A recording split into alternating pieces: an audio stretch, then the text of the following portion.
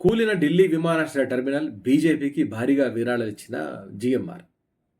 ఢిల్లీలోని ఇందిరాగాంధీ విమానాశ్రయం టెర్మినల్ 1 కూలి ఒకరు మరణించిన ప్రమాదం తర్వాత విమానాశ్రయం నిర్వహిస్తున్న జీఎంఆర్ గ్రూప్ ఇప్పుడు ప్రధానంగా వార్తల్లోకి వచ్చింది.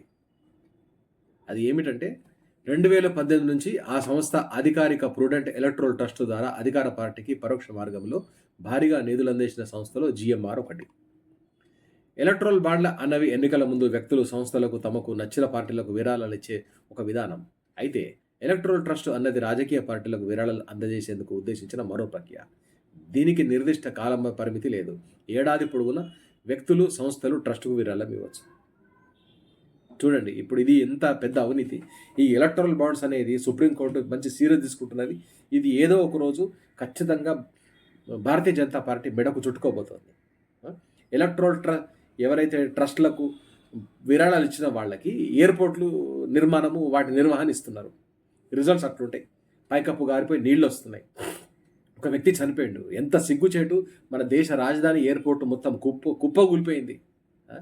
మరి పరువు తీయకండి, కొంచెం అంత మన దేశాన్ని పరువు కాపాడండి. అతిపెద్ద ప్రజాస్వామ్యం చెప్పుకుంటాం ప్రపంచంలో మనం. పరువు తీస్తున్నారు. మొత్తం బయట అంతర్జాతీయ మీడియా కోడే కూస్తున్నది.